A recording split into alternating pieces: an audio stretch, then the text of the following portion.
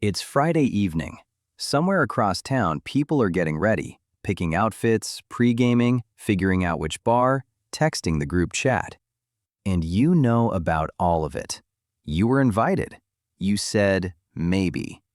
And now you're here, in the specific silence of your own space, candlelit or lamp on low, whatever show you've been saving, a drink that's exactly what you wanted. And something that is very hard to explain is happening. You feel good, actually good, not guilty good or settling good, just genuinely, quietly, completely good. And then your phone buzzes. Someone sends a photo from the night out, and for a half second you think, should I be there? Should I want that more than this? That half second, that's where we're starting today. Because here's what nobody ever tells people like you.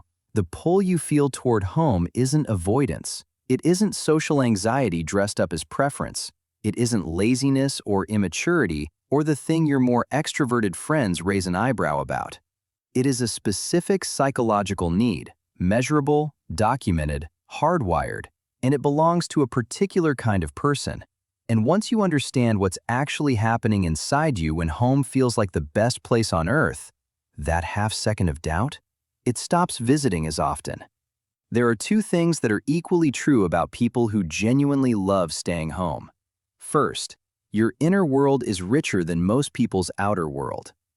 Second, that richness costs you something. It costs you the easy version of being understood.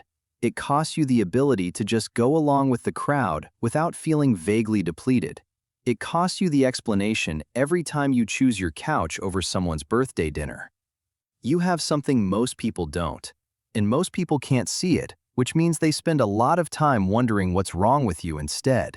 That's the thing nobody says, and it's the most important place to start. Let's go back, further than last Friday, all the way back to where this actually began. You're somewhere between 7 and 12 years old. School has been a full day of noise. The cafeteria, the hallways, someone too loud in every class. You get home and you close the door behind you, and something physically changes. Your shoulders drop. Your breathing slows. You didn't know you were holding tension until you weren't holding it anymore. The house is just yours for a few hours, and something about that, something about the particular quiet of your own walls, feels like taking off shoes that were 2 sizes too small all day. That feeling. You've been chasing it ever since. Psychologist Elaine Aron spent decades studying what she called the highly sensitive person, a temperament present in roughly 20% of the population, characterized by a nervous system that processes sensory and emotional information more deeply than average. Not just introverts, not just shy people, people whose brains are running more complex internal processing on every piece of data that comes in. The noise in a crowded restaurant, the shifting emotional undercurrents in a group conversation, the background hum of fluorescent lighting in an office. Most people filter these things out almost automatically. For you, they land, all of them, and they cost something to process. Home isn't where you hide from the world. Home is where your nervous system gets to stop working overtime. Researchers at the University of Rochester studied what they called restorative environments, spaces that allow the brain to replenish the mental resources depleted by demanding social and sensory environments. What they found was that the specific qualities that make a space restorative, low sensory demand, personal control, predictability, the ability to reflect, are exactly the qualities people with rich inner lives seek most urgently. You're not avoiding stimulation. You're recovering from it so you can show up fully when it counts. Here's something worth sitting with for a moment. The people who understand you least are usually the ones whose batteries charge in crowds. They're not wrong about what works for them, but they've spent years assuming that what works for them is what should work for everyone. And you've spent years absorbing that assumption, wondering if there's something you're missing, some social muscle you never properly developed, some version of yourself that would feel energized at the party instead of counting down to when you can leave. That version of you doesn't exist, and it never did. And if that's the kind of thing you've always known but never had words for, honestly, just subscribe. This is what we do here every single week. We find the language for the things that have always been true about you. Now here's the part most people never talk about. Because loving home deeply isn't just a preference. It has a shadow side that's worth naming honestly.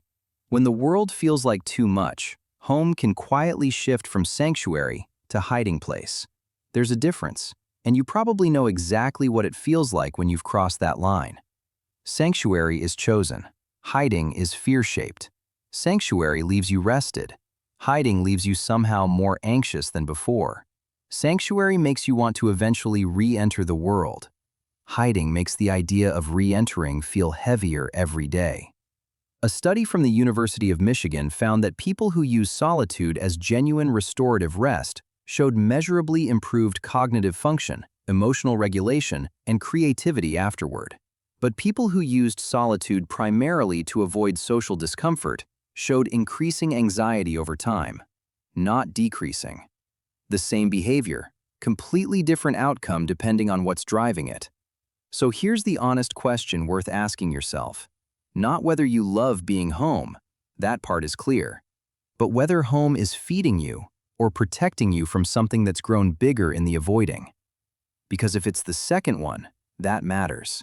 Not as a judgment, as information. The people who truly thrive in solitude, who produce their best work there, who know themselves most clearly there, who come back to the world genuinely ready when they choose to, they're not hiding from life. They're building one, quietly, privately, on their own timeline, in their own way. They read while others scroll. They think while others talk. They process deeply what others skim the surface of. And when they do show up, when they choose to be somewhere, with someone, they're actually there. Not performing presence, not managing how they're being perceived, actually, fully, there. That is rarer than you think, and this channel exists for exactly that person. If you've ever felt like you had to defend the life you actually want to live, subscribe. We go deeper every week. And now, the part that matters most. You have been told you're antisocial. You've been called boring, introverted like it's a diagnosis, hard to reach, someone who needs to get out more, someone who'll regret all the things they missed. You've been made to feel like your version of a good evening, the quiet one, the private one, the one that costs nothing and gives everything, is somehow less than someone else's loud one. So let me say this clearly. There is nothing wrong with the life that happens inside your own walls. There is nothing missing from a person who knows exactly what fills them up and chooses it without guilt. The world will keep telling you that more is better. More people, more noise, more going, more doing. But you already know something the world is still figuring out, that the richest inner life isn't built in the loudest rooms. You're not hiding from life. You're living yours, just somewhere quiet enough to actually hear it.